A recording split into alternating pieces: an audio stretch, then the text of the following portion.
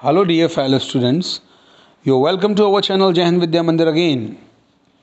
Previous videos में हम question number 7 तक कर चुके थे 9.1 एक्सरसाइज का. अब हम करेंगे 8th क्वेश्चन. अच्छा, जो क्वेश्चन नंबर 7 हमने सॉल्व किया था वो कुछ इसी तरह है जैसे 8 है, यानी अगर आपने 7 को अच्छे से समझा है तो आपको 8th क्वेश्चन भी समझ में आ जाएगा. चलिए मैं इसको रीड कर देता हूँ 8th क्वेश्चन को. तो ये बोल रहा है कि अच्छा, बुक आप अपनी खोल के रखिए, आप भी मेरे साथ में रीड करिए, ठीक है. A statue 1.6 metre tall stands on the top of a pedestal.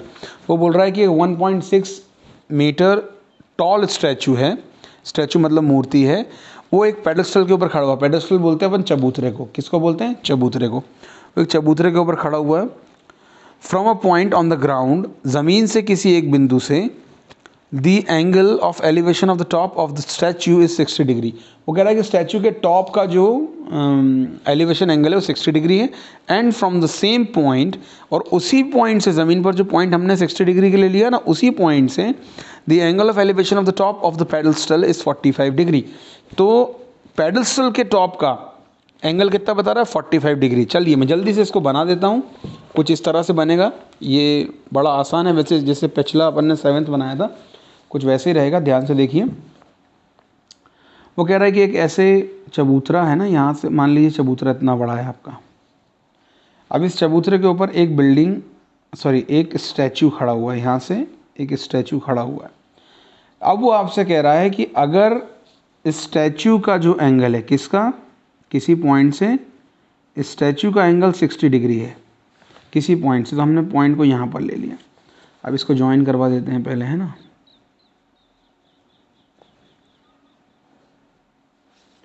वो कह रहा है कि स्टैचू की जो टॉप है उसका जो एंगल ऑफ एलिवेशन है वो कितना बन रहा है? 60 डिग्री. अपन ने लिख लिया. अब अगला उसने बोला कि पेडस्टल के टॉप का, यानी स्टैचू के टॉप तो हो गया, पेडस्टल के टॉप का भी एंगल ऑफ एलिवेशन गिवन है, वो कितना है? 45 डिग्री. अब उसने अगली कंडीशन जो आपके सामने रखी है वो इम्पॉर्टेंट है. वो कह रहा है कि स्टैचू जो है वो 1.6 मीटर टॉल है.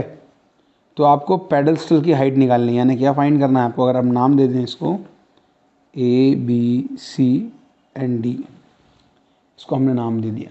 तो ध्यान रखें, आपको फाइंड करना है DB. क्या फाइंड करना है? DB फाइंड करना है. AD तो आपको गिवन है, ठीक है, और एंगल्स भी आपको गिवन है. बस यानी कि अब कैसे भी करके मुझे बेस चाहिए. बेस अगर मुझे मिल जाएगा तो मैं अगली हाइट भी निकाल लूँगा. क्या मिलना चाहिए मुझे? बस बेस मिलना चाहिए. बहुत आसान क्वेश्चन है ये भी, पिछले वाले जैसे ही है. तो चलिए, सबसे पहली जो चीज़ है वो मैं आपसे हमेशा कहता हूँ, सबसे पहले लिखिए क्या? गिवन. हमने लिखा गिवन. तो पहले लेंगे छोटा वाला ट्राइंगल. कौन सा वाला? छोटा वाला ट्राइंगल. क्योंकि 45 डिग्री है ना, तो एक चीज़ का एक कॉन्सेप्ट तो क्लियर कर लो कि जब भी 45 डिग्री दिया रहे तो ये समझ जाओ कि वो सामने वाली चीज़ जो है वो 1 के इक्वलेंट आने वाली है. तो ये आसान पड़ता ना छोटे वाले से, तो इसको जल्दी कर लेंगे. यानी ये डिस्टेंस और ये डिस्टेंस इक्वल हो जाएगा, ठीक है. अब देखते हैं गिवन. गिवन क्या है? पहले in triangle, given in triangle DBC. ये 90 बना देते हैं अपन, ठीक. अब अगली चीज़ जो है वो है इम्पॉर्टेंट. यहाँ पर सबसे पहले देखना है आपने कि आपने DB और BC को कैसे भी करके अपॉन में लाना है. तो अपना क्या, सबसे पहले थीटा गिवन है इसमें, और कुछ नहीं गिवन. थीटा गिवन है. थीटा कितना है? 45 डिग्री. और अब ये आप एक चीज़ और मज़ीद क्लियर कर दें इसमें कि जो DB है, DB is height of the pedestal. Height of the pedestal, ये पेडस्टल की हाइट है, इसकी हाइट है, ठीक है. And BC is base. इतना क्लियर कर दिया अपन ने, ठीक है. अब हम जानते हैं, क्या जानते हैं? V नो क्या लग रहा है? tan theta. क्यों? परपेंडिकुलर और बेस की बात हो रही है. तो DB अपॉन BC. थीटा क्या है अपना? 45. कितना है? 45 डिग्री. तो DB अपॉन BC. अब देखिए 45 डिग्री की वैल्यू क्या है? 1 है tan 45 डिग्री की. और DB अपॉन BC. तो इससे क्या प्रूव हुआ, B C is equal to D B. ये बहुत इम्पॉर्टेंट है, ठीक है, ये क्या है, बहुत इम्पॉर्टेंट है।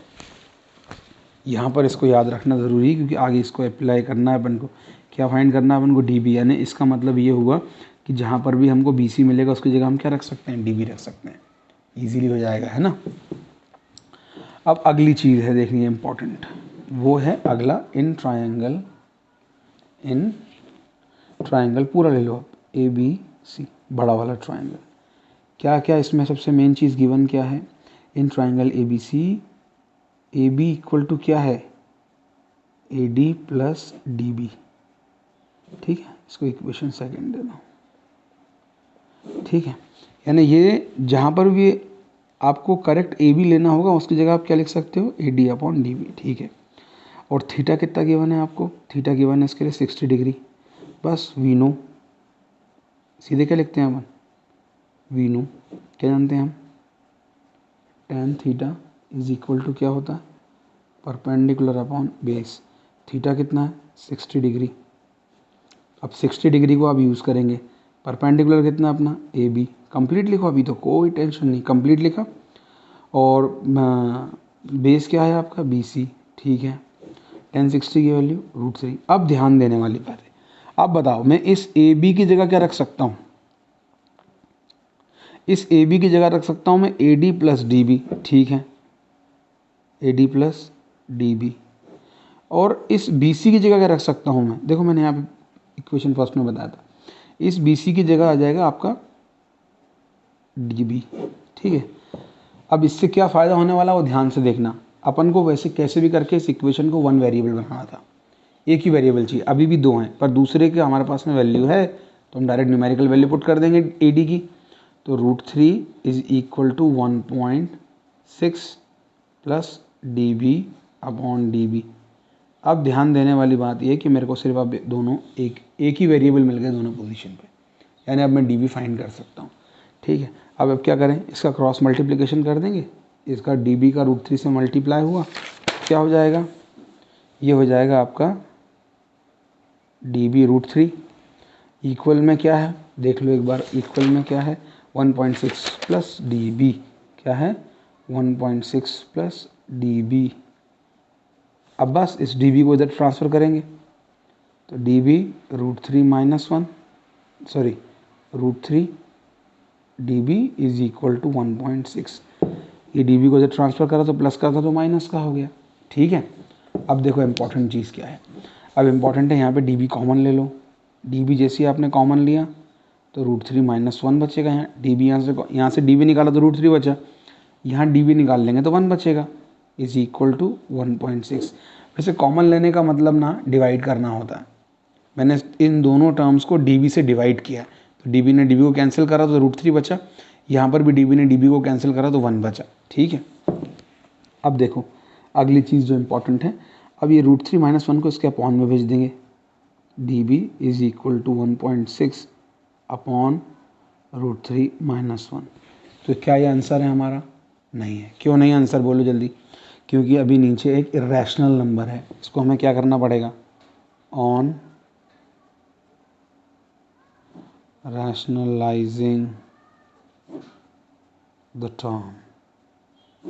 अब क्या करेंगे, आप रैशनलाइजिंग कर देंगे, तो D B is equal to क्या हो जाएगा आपका, देखो 1.6, ये तो ऐसे कैसा रहेगा, है ना, रहेगा नहीं रहेगा, लेकिन मल्टीप्लाई करेंगे तो मल्टीप्लाई करते टाइम यहाँ प्लस लगाना पड़ेगा, क्या लगाना पड़ेगा, प्लस, साइन चेंज करना पड़ता है।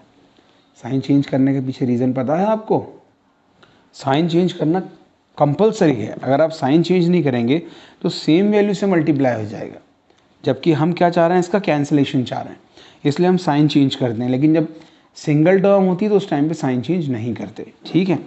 देखो अब D B is equal to 1.6 और ये अभी ऐसे कैसे रख दो, मल्टीप्लाई मत करना इसका भी, क्योंकि कॉमन सेंस भी कोई चीज़ होती है, ये इसकी वैल्यू आने वाली बढ़िया सी, तो समझ में आएगा भी, देखना क्यों।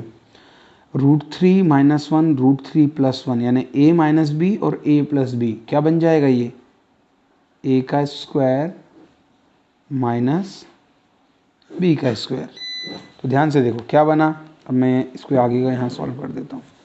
तो ये आपका हुआ D B is equal to 1.6 bracket में √3+1 और अपॉन में √3 का स्क्वायर क्या बनेगा 3, 1 का स्क्वायर भी 1 रहेगा। तो D B is equal to 1.6 √3+1 upon 2। अब 2 से अगर आप इसको कैंसिल करोगे तो ये बन जाएगा आप क्या 0.8। 2 8 16 है ना, तो पॉइंट में तो 0.8 लगाना पड़ेगा। तो D B is equal to 0.8 √3+1 metre. आपका ये आंसर यहीं पर हो गया। अब आप चाहें तो √3 की वैल्यू रखें और मल्टीप्लाई करके आंसर निकाल सकते हैं। प्रीवियस क्वेश्चन में मैंने आपको करके बताया था ये, ठीक है। अब देखेंगे हम अगला क्वेश्चन। चलिए रीड कर लेते हैं क्वेश्चन नंबर 9 को। तो सबसे पहले तो मैं डाल दूं सॉल्यूशन नंबर 9। सॉल्यूशन नंबर 9 में हम पहले क्वेश्चन को रीड करेंगे। The angle of elevation of the top of a building from the foot of the tower is 30 degree. वो बोल रहा है कि किसी बिल्डिंग से किसी बिल्डिंग से टावर के फुट का जो एंगल है वो है 30 degree. And the angle of elevation of the top of the tower from the foot of the building is 60 degree. क्या कहा कि अगर एंगल ऑफ एलिवेशन जो है वो top of the tower, tower के टॉप का from the foot of the building is 60 degree. If the tower is 50 metre high find the height of the building. यानी वो बोल रहा है कुछ इस तरीके से, समझ लीजिए कि यहाँ पे आपने दो कंस्ट्रक्शन करना है, मतलब कंस्ट्रक्शन एक करना और दो परपेंडिकुलर लेने हैं। देखिए आप एक ऐसा और एक आपको छोटा लेना है। बताता हूं क्यों। रीजन है इसके पीछे ये कि 30 डिग्री वाला जो है, जहां से जिसके एंगल ऑफ एलिवेशन 30 डिग्री होगा तो वो तो होगा छोटा, और जिसका एंगल ऑफ एलिवेशन 60 डिग्री होगा, कितना होगा 60 डिग्री, तो वो होगा बड़ा। यहां पर उसने आपसे कहा है कि 60 डिग्री किसका है, क्वेश्चन को एक बार रीड करके देखिए। 60 डिग्री किसका है, तो वो 60 डिग्री बता रहा है आपको angle of elevation of the top of the tower from the foot of the building is 60 degree. यानी टावर के टॉप का बिल्डिंग के फुट से कितना बन रहा है एंगल ऑफ एलिवेशन 60 डिग्री। अब यहाँ मैं आपको एक चीज़ और बता दूं, क्या बच्चे अक्सर कंफ्यूज होते हैं कि इसमें बड़ा किसको बनाए, है ना, ये कन्फ्यूजन तो रहती है। एक मिनट ज़रा से इसको खींच लें।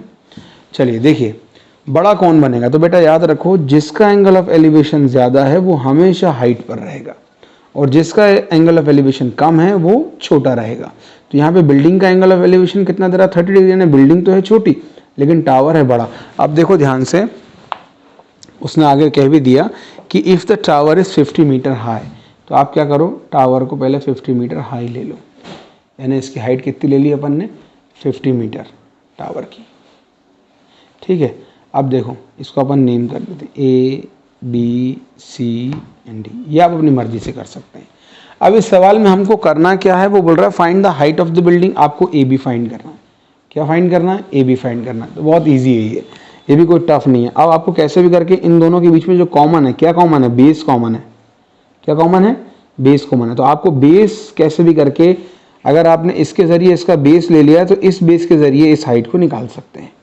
तो देखें कैसे। सबसे पहले अपन लेंगे कौन सा वाला, जिसका हमारे पास में डेटा है, तो ट्राइंगल DCB।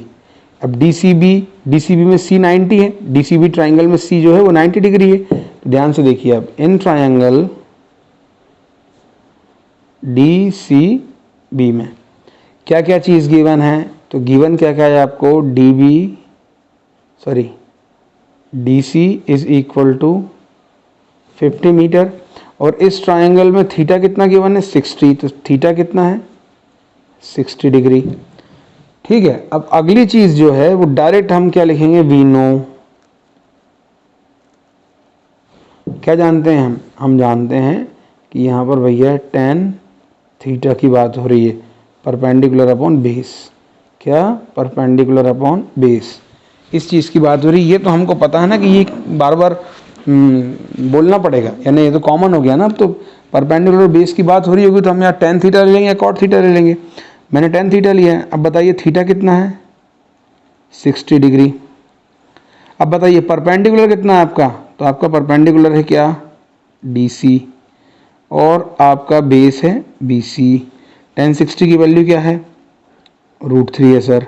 ठीक है, DC की वैल्यू क्या दी हुई है, 50 मीटर दी हुई है, तो हमने 50 मीटर रख दिया। BC नहीं दिया तो BC हम फाइंड करेंगे। तो BC को हम जब इसको 1 सपोज करके अगर क्रॉस मल्टीप्लिकेशन कर दें तो ये कुछ ऐसा हो जाएगा, BC इज इक्वल टू 50/√3। ठीक है ना, ये 50/√3 आ गया। अब चाहे तो आप इसको रैशनलाइज कर लें, चाहे तो ना करें। मैं नहीं कर रहा हूँ क्योंकि एंड में अगर रैशनलाइजेशन की ज़रूरत पड़ेगी तब हम तब कर लेंगे। ठीक है, BC हमारा आ गया है 50/√3। अब हम क्या करेंगे इसके बाद, अब हम दूसरे ट्राइंगल की ओर चलेंगे। दूसरा ट्राइंगल क्या बोल रहा है, इन ट्राइंगल ABC, इसमें B क्या है, 90 है, एंगल B ABC ट्राइंगल में है ना 90 डिग्री है।